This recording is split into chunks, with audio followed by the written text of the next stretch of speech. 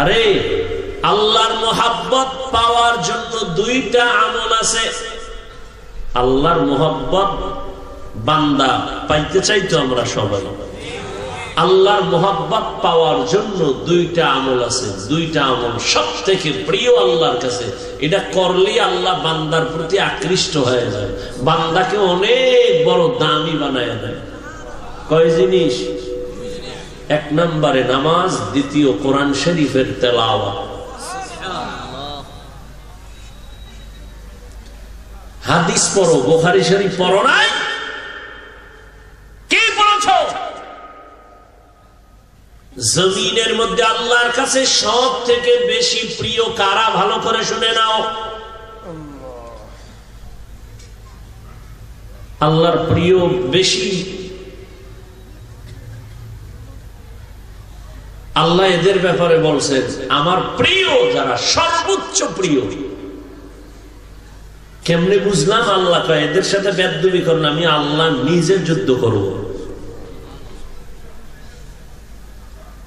বুখারী শরীফের হাদিস। তা আল্লাহ যুদ্ধের ঘোষণা দিয়েছেন, কতটা কঠিন কথা। কাদের ব্যাপারে? যারা ওলিয়া উলিয়ার বিরোধিতা করে। বুখারীর কথা। যারা ওলিয়া উলিয়ার বিরোধিতা করবে, আল্লাহ স্পষ্ট বলেছেন, রসুল বলে দেন আমি আল্লাহ নিজে রেডি, ওর সাথে যুদ্ধ করব। তাহলে পৃথিবীতে আল্লাহর কাছে সব থেকে প্রিয় ওলি আউলিয়া। ওলি এক বচন, আউলিয়া বহু বচন। আর আপনি মোসেরে লাম্বা কইরা ফতুয়াগিরি করেন, চায়ের দোকানে মাস্তানি করেন, ওলিয়া উলিয়া মানি না। আর আমি সারা বাংলাদেশে ঘোষণা দিয়েছি, যারা বলবে আমরা ওলিয়া উলিয়া মানি না, এরা কোরআন মানে না, বুখারী মানে না, এরা ভণ্ড। এদের যারা ভণ্ড বলে না, তারাও ভণ্ড।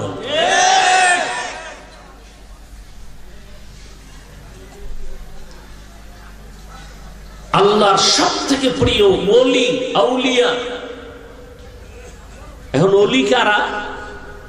আল্লাহ হাদিসের মধ্যে, হাদিসে কুদসি নবীকে বুঝাইছেন ওলি কারা।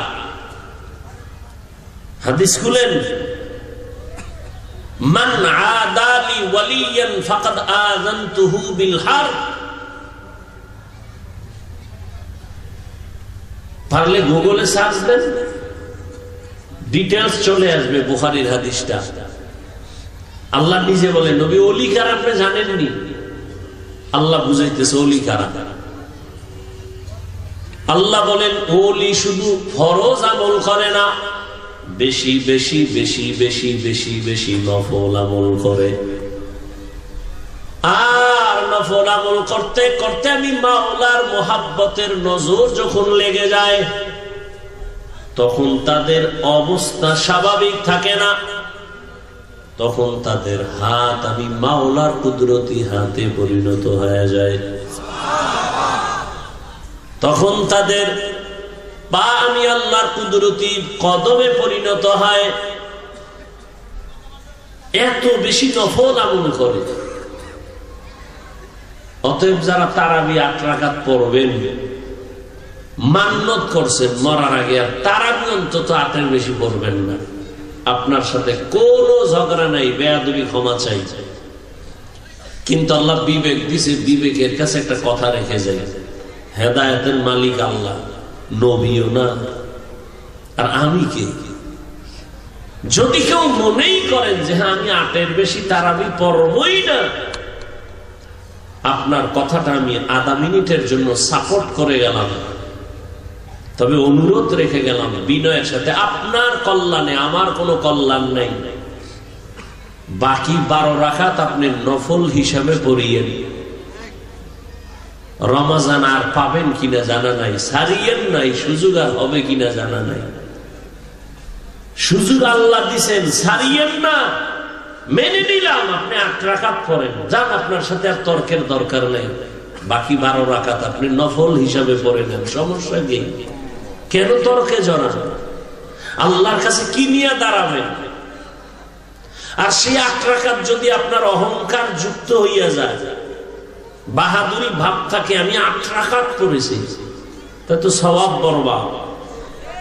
সওয়াব কি? বরবাদ। এই জন্য অহংকারী না করে আমার অনুরোধ, আমি আপনার ছোট ভাইয়ের মতো যদি মনে করেন, আমি আপনাকে আবদার করে গেলাম আখিরাতের কল্যাণের জন্য। আপনি 8 রাকাত পড়ার পরেও বাকি 12 রাকাত কি হিসাবে পড়বেন? আর দ্বন্দ্ব থাকে বলে, এখন শয়তান আপনারে গুতা দিবে, এই তুই নফল হিসাবে পড়লে কি হইব, মানুষে কিন্তু কইবে 8 রাকাত 20 হয়ে গেছে। তখন তোর লজ্জা থাকবে কো, বাস এক শয়তানে ধাক্কা দিয়ে কপাল পুড়ে ফেলাইবে। মানে ইবাদত তো হইছে মানুষের জন্য, আল্লাহর জন্য তো কেউ করে না। যাকাত দিবে মানুষের দেখাইয়া, সদকায়ে ফিতর দিবে দেখাইয়া, দান করে দেখাইয়া, নাম না কইলে মেজাজ গরম হয়ে যায়। তা আল্লাহর জন্য আছে, সব মানুষকে দেখাবার জন্য। এই জন্য জান্নাত পাওয়া বড় কঠিন। কে বলেছে সহজ? অনেক কঠিন। সহজ হলে জান্নাতের টিকিট হাতে পাইয়া আবু বকর সারা জীবন কাঁদলেন কেন? জবাব দাও। ওমরে ফারুক কান্না করলেন কেন? জান্নাতের টিকিট হাতে পাইয়া। ওসমান রাদিয়াল্লাহু তাআলা কাঁদলেন কেন সারা জীবন? হযরত আলী কাঁদলেন কেন? সমস্ত নবীরা কাঁদলেন, সাহাবায়ে কেরাম কান্না করলেন, সমস্ত ওলিরা কান্না করলেন। এমন একজন আল্লাহর প্রিয় বান্দা কবরে যান নাই কান্না ছাড়া। দুনিয়াতে মানুষ বানাইয়াই তো শুরু কান্না, দুনিয়াতে আসার পরের পুঁজি তো কান্না। না মা কইতে পারি, না বাপ কইতে পারি, ক্ষুধা লাগছে কান্না, বাথরুমে যাব কান্না, কান্না করতেছি, মা খালি বুঝে নিতেছে এখন কান্না দিয়ে কি চাই। বাবায় বুঝে না, শুধু মা বুঝে যে ও এখন কাঁদে কেন, বাথরুমের সমস্যা। মা শুধু বুঝে বাচ্চা কাঁদে কেন, পেটে ক্ষুধা। মা বুঝে বাচ্চা কাঁদে কেন, ঘুমে ধরছে। মাই শুধু বুঝে বাচ্চা কাঁদে কেন, প্রস্রাব করে দিয়েছে। কান্না ছাড়া কোনো বুঝিয়াছিল? সেই কান্না ধরে রাখো। তোমার কান্না দিয়া মায়ের থেকে যদি সব আশা পূরণ করো, সে কান্না খোদারে দাও, সব আশা পূরণ হয়ে যায়। ইয়া আইয়ুহাল্লাযীনা আমানুত্তাকুল্লাহা ওয়াল তানজুর নাফসুম মা কদ্দামাত লিগাদিন ওয়াত্তাকুল্লাহ। আল্লাহ তাআলা বলেন, হে মুমিন, তাকওয়া অর্জন করো, আমাকে ভয় করো। তোমার এই জীবনটা কোনো দাম নাই। তোমার আসল জীবন পরকালের জীবনের জন্য কি অর্জন করেছো হিসাব মিলাও। ওয়াত্তাকুল্লাহ, বারবার আল্লাহ বলেন আমাকে ভয় কর। কারণ আল্লাহর ভয়টা এত দামি একটা সম্পদ। এই ভয়টা যদি অন্তরে না আসে, রহমতের নবীজিও বয়ান করলে ওই বান্দা গুনাহ ছাড়ে না, নেক আমল করে না। এই ভয়ের নাম তাকওয়া। এই ভয়ে পুঁজিটার এত দাম যে আল্লাহ নবীজিকে পর্যন্ত বলেন, হে নবী, আপনি তাকওয়া অর্জন করেন, আমাকে ভয় করেন। ইয়া আইয়ুহান নাবিয়্যুত্তাকিল্লাহ ওয়া লা তুতি'ল কাফিরিন ওয়াল মুনাফিকিন। হে নবী, আপনি আমাকে ভয় করেন, কাফের মুনাফিকের অনুসরণ করবেন না। আল্লাহ কোরআন নাজিল করার কারণ হুদাল লিল মুত্তাকিন। আল্লাহকে যারা ভয় করে তাদেরকে কোরআন হেদায়েত করবে। ইন্না আকরামাকুম ইনদাল্লাহি আতকাকুম। আল্লাহর কাছে সর্বোচ্চ প্রিয় ওই বান্দা, দামি, যার মধ্যে তাকওয়া থাকবে। তাকওয়া মানে আল্লাহর ভয়। আল্লাহর ভয় তার মানে কি? আমি যদি আপনাদের জিজ্ঞাসা করি এখানে কারা কারা আল্লাহকে ভয় করেন, যদি প্রশ্ন করি, সবাই তো হাত তুলবে, তুলবে না? অত সেখানে এমন আল্লাহর আশিক আছেন, ফজর পড়ে নাই, জোহর পড়ে নাই, আসর পড়ে নাই, মাগরিব পড়ে নাই, এশা পড়বে কিনা জানা নাই। এখানে নাই এরকম বেনামাজি? সেও হাত উঠায় বলবে আল্লাহকে ভয় করি। যে সুদের টাকায় ব্যবসা করে সেও বলবে আল্লাহকে ভয় করি। যে বেপরদায় চলে সেও বলে আল্লাহকে ভয় করি। আমরা যারা হালাল খাই আমরাও বলি আল্লাহকে ভয় করি। যারা হারাম খায় তারাও বলে আল্লাহকে ভয় করি। দুই ভয় কি সমান? আরে কয়েল জ্বলে কেন? আবার কয়েল নিভাই দেন। আসলে আপনি আল্লাহকে ভয় করেনি না। যেমন উদাহরণত এমন ভাবে বলা যায়, একটা মানুষ সাপ দেখলে ভয় পায়। আসলে যদি ভয় পায় সে সাপ ধরবে দূরের কথা, সাপ যেখানে থাকবে সেখানেও যাবে না। একটা সন্তান মা বাবাকে ভয় করে, প্রমাণ হলো মা বাবার সামনে সন্তান অন্যায় করে না। একটা ছাত্র শিক্ষকের যখন ভয় করে, শিক্ষকের সামনে ছাত্র অন্যায় করে না। ঠিক একটা মানুষ যখন আমার আল্লাহকে ভয় করবে আসলেই, তাহলে বান্দার হালাত কেমন হবে? যে গলায় ছুরি লাগাবে, দাড়ির মধ্যে কোনোদিন অস্ত্র লাগাবে না। हर के दारत खौफे हकदार दिल मदम, हर के दारत खौफे हकदार दिल मदम, जन्नतुल मअवा देहत ओ राम काम जुज़बा हक ची जे मखाज इंसो जा फजले उ आमस्ते दर जुमला जहा। তোমার এই দুনিয়া নামক জীবনের কোনো মূল্য নাই। হাদিসে পাকে রহমতের নবী বলেন, এ দুনিয়াটা মশার পাখা বরাবর দাম আমার আল্লাহর কাছে নাই। তো আল্লাহ কেন দুনিয়ায় পাঠাইলেন? যেই দুনিয়ার দাম নাই কেন পাঠাইলেন? আর দুনিয়া মাজরাতুল আখিরা, আখিরাতের ফসল কামাই করার জন্য পাঠাইছেন। তোমার আমার আসল বাড়ি জান্নাত, দুনিয়া তোমার আমার আসল বাড়ি না। ওই জান্নাতটা পাওয়ার জন্য এখান থেকেই তোমার টিকিট ওকে করতে হবে আমলের দ্বারা, ঈমানের দ্বারা। আর ঈমান ও আমলকে যদি মজবুত করতে হয়, গুনাহ থেকে বাঁচতে হবে, বেদাত থেকে বাঁচতে হবে, শিরিক থেকে বাঁচতে হবে। আর বেদাত শিরিক থেকে বাঁচার জন্য যেই পুঁজি লাগবে, পুঁজির নাম হলো তাকওয়া, আল্লাহর ভয়। আর এই আল্লাহর ভয় পুঁজিটা মায়ের গর্ভ থেকে নিয়ে আসা যায় না। এই তাকওয়া নামের পুঁজিটা অন্যর জায়গা থেকে নিতে হবে। অন্যর থেকে নিব কিভাবে? বলে লিকুল্লি শাইইন মা'দিনুন ওয়া মা'দিনুত তাকওয়া কুলুবুল আরিফিন। ভালো ভালো জিনিস রাখার গোডাউন আছে, তাকওয়ার গোডাউন হলো আল্লাহর প্রিয় বান্দা আরিফিন, তার কলব হলো তাকওয়ার গোডাউন। আল্লাহওয়ালাদের নেক নজর, তাদের কলবে এমন পাওয়ার, আল্লাহওয়ালাদের ওই পাওয়ার দিয়া যদি কোন দুনিয়াওয়ালার দিকে নজর দেয়, ওর অন্তর তাকওয়ায় ভরে যাবে। নজরের মধ্যে পাওয়ার, খালি নজর দিবে অন্তরে তাকওয়া ঢুকে যাবে। এটা একটা মাত্র ওয়াসাইল, আসল কাজ তো কুদরতে করতেছে। চোখের নজরের মধ্যে পাওয়ার, একটা গাঞ্জাখোর, মদখোর, একটা বেআমলওয়ালার নজরেও পাওয়ার আছে নাই? দুধের বাচ্চা অসুস্থ, হঠাৎ নজর দিছে, বদ নজর, অসুস্থ হয়ে গেছে। সবাই ডাক্তার বলে কোনো রোগ নাই, বাচ্চা খায় না কেন, শুকায় যায় কেন? কয় মুরব্বীরা বলে বদ নজর। বলেনি? কার বদ নজর? হুজুরদের। এলাকার একটা বেআমলওয়ালা বেনামাজি, ও একটা নারিকেল গাছের দিকে তাকায় যখন নজর লাগাইছে, এত নারিকেল, নারিকেলের গাছে গজব শুরু, নারিকেল আর হয় না। ঠিক নেই?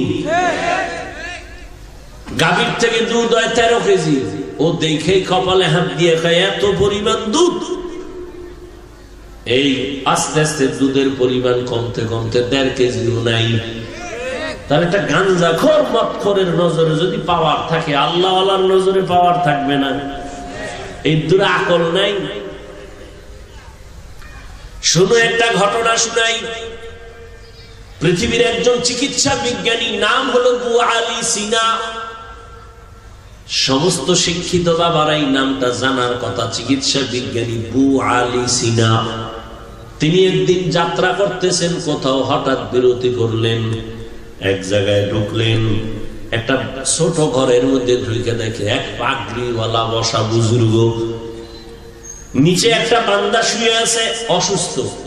ওই পাগড়িওয়ালা হুজুরে তেল পানি দিয়ে তারে ঝাড়ফুঁক দেয়, তেল পানি পরার মালিশ করে, মেসেজ করে, আর তারে ঝাড়ফুঁক দেয়। এই হুজুরে ফুয়াইয়া এর সুস্থ করবে। দেখতেছে পৃথিবীর একজন চিকিৎসা বিজ্ঞানী যে ডজন ডজন ডাক্তার জন্ম দেয়। হে দেখে খালি ফুয়ায়, তুই ফুতে কি হইব, মাথা গরম হয়ে গেছে। তাই টুপিওয়ালা, তুমি এগুলো কি করো? এই ঝাড়ফুঁক দিলে কি হবে?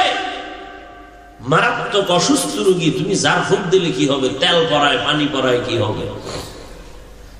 হুজুর যেমন তেমন বাজার দরের হুজুর না, বড় আল্লাহর প্রিয় বান্দা। চুপ করে শুনতেছে, কিছু বলে না। আল্লাহ আল্লাহরা বলে না, যেটা বলে কলিজা ছিদ্র হয়ে যায়। কিছুক্ষণ পর বলে, ভাইজান আপনি এত গরম কেন?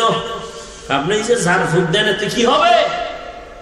তেল পরা পানি পরায় কি হবে? হুজুর এমন একটা জবাব দিয়ে বললেন, তুমি গাধা, বুঝবা না। এত বড় একজন চিকিৎসা বিজ্ঞানীর গাধা যখন কইছে, মাথা আরো গরম হয়ে গেছে। হুজুর কইয়া চুবার কথা নাই, হে আবার তেল পারা পানি পরার মালিশ করতেছে, ঝাড়ফুঁক দিতেছে, উনি তো আরো গরম, গালাগালি। বেয়াদব, বেপরোয়ার মতো কথা বললা কেন?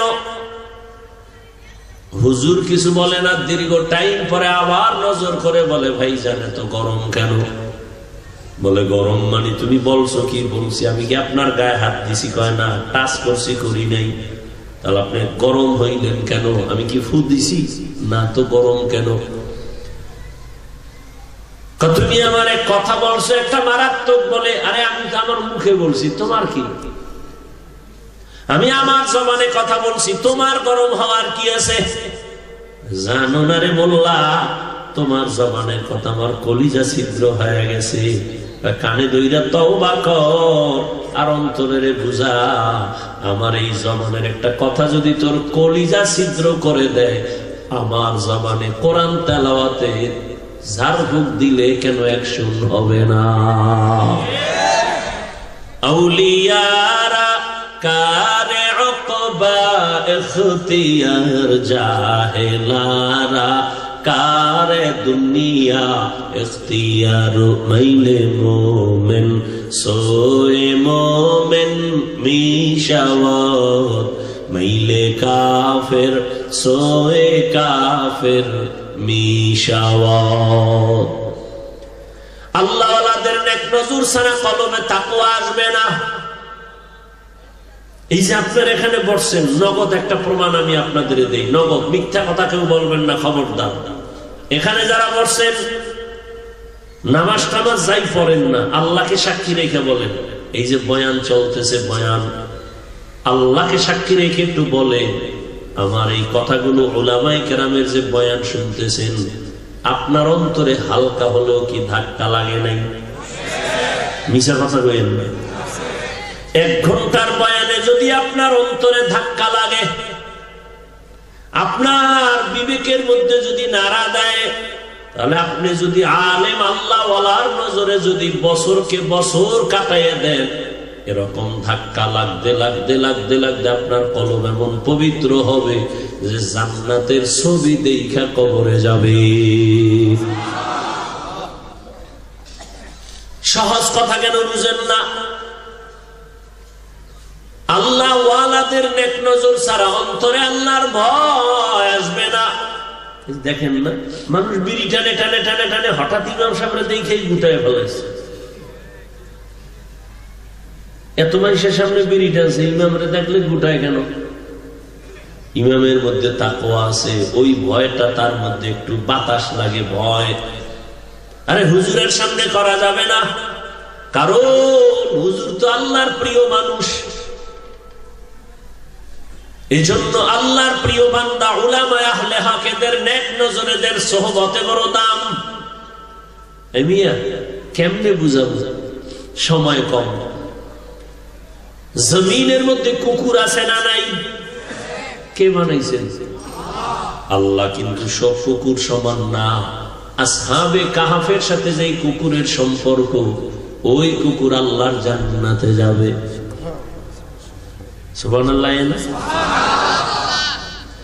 জমিনের মধ্যে গরু আসেনি? গরু, সব গরুকে বানাইছেন, কিন্তু একটা গরু দামি না। তবে মুসা নবীর সাথে যে গাভীর সম্পর্ক, এই গাভী জান্নাতে যাবে। বুঝেন বুঝেন না? আকল খাইছেন সব, আকল নষ্ট।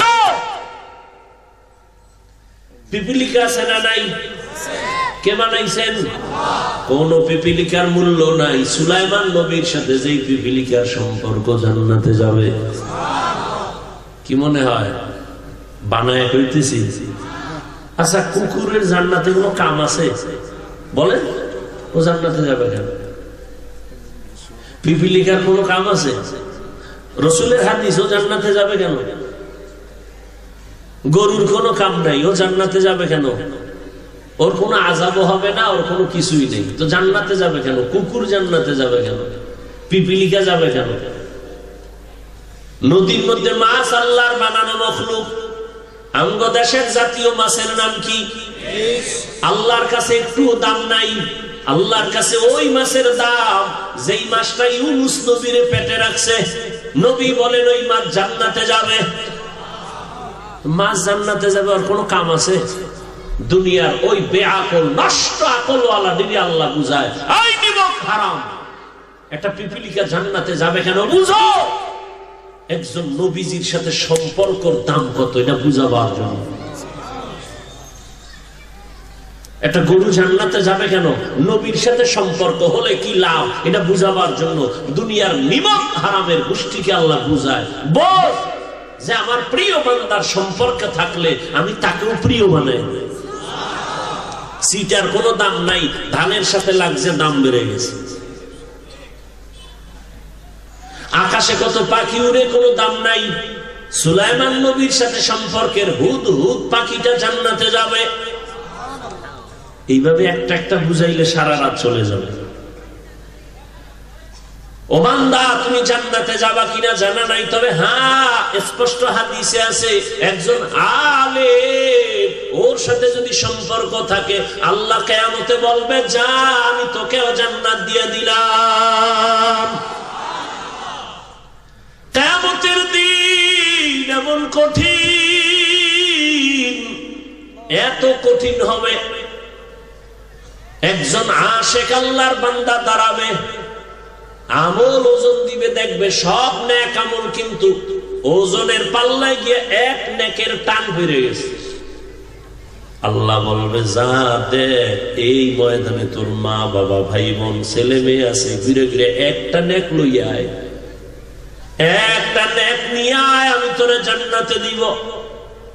ওই আল্লাহর বান্দা জাহান্নামের ভয়ে হাসরের মাঠে ঘুরবে, আর ছেলেরে খুঁজবে, মেয়েরে খুঁজবে।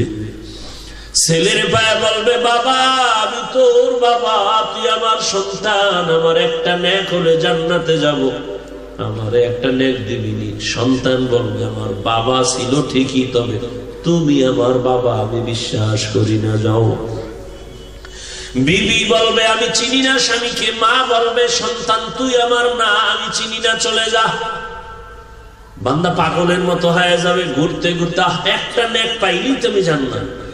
হঠাৎ করে একজন মুরব্বী, বৃদ্ধ বয়সের একটা লোক ডাকবে, এই বুড়া, তুমি চিল্লাইয়া চিল্লাইয়া কাঁদো আর দৌড়াও কেন?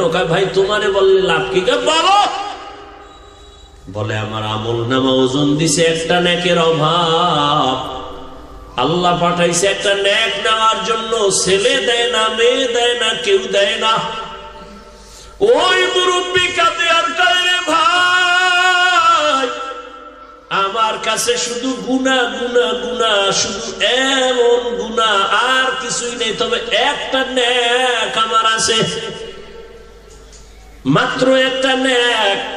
চিন্তা করে দেখলাম, এই একটা নেক দিয়ে আমার কোনো লাভ হবে না, জান্নাত পাবো না। অতএব আমি যেহেতু জাহান্নামে যাবই, তবে একটা নেক রাইখা লাভ কি, অন্তত তোমারে দিয়ে দেই, তুমি মাওলার জান্নাতে যাও। আমি জাহান্নামে যাই, তবে তুমি যাও জান্নাতে, আমার একটা নেক নিয়ে যাও। ওই আল্লাহর আশিক একটা নেক নিয়ে বলবে, আল্লাহ পেয়ে গেছি, নেও নেক। আল্লাহ বলবে, তোমার এই কঠিন মুসিবতের সময় এত বিপদে একটা নেককে দিয়ে সাহায্য করলো। বলবে অমুক জায়গায় এক বান্দা, বলে তারে হাজির করো। ওই জাহান্নামীটারে আল্লাহ হাজির করবে, এই তুই এরে নেক দিছুনি? কয় হ্যাঁ আল্লাহ নেক দিছি। কেন? আল্লাহ আমার কোনো নেক নাই, গুনাহ আর গুনাহ, আমার তো জাহান্নাম ছাড়া উপায় নাই, আমি তো আর জান্নাত পাবো না, এক নেক দিয়ে জান্নাত হবে না। আমি চিন্তা করে দেখলাম, এই একটা নেক আমার ভাইকে দিয়ে যদি সহযোগিতা করতে পারি, আমার ভাইকে যদি একটু দয়া করতে পারি, সে তো জান্নাত পাবে। অতএব আমি এই চিন্তা কইরা মালিক আমি একটা নেকটারে দিয়া দিলাম। আল্লাহ বলবে, রে বান্দা, তুই একটা নেকের দিকে তাকাইয়া তোর ভাইয়ের দিকে এত দয়া করেছো, ওরে আমি মাওলার মায়া দয়া তো আরো বেশি, আমি আল্লাহ তো 99 গুণ মায়া আরো বেশি। তুই তোর ভাইকে একটা নেক দিছো, যদি মায়া করিয়া দিতে পারো,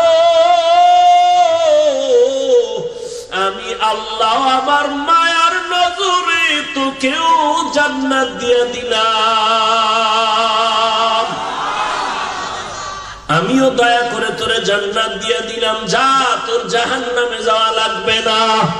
এরে নবীর উম্মত, একটা নেকের টান পড়লে কি হালাত হবে হাসরের ময়দানে।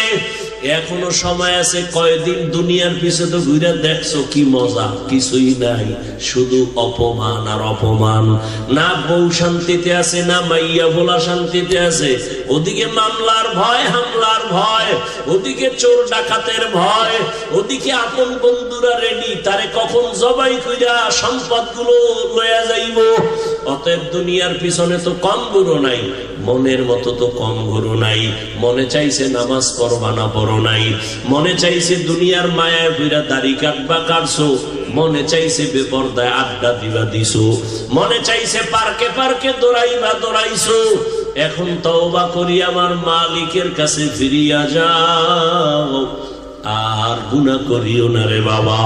ও যুবক বাবারা, বৃদ্ধ বাবাজিরা, পর্দার আড়ালের মা বোনেরা, ও যুবক, তোমার মতো যুবক স্কুল কলেজে পড়ে, চাকরি করে, ব্যবসা করে, নামাজি দাড়িওয়ালা নাই?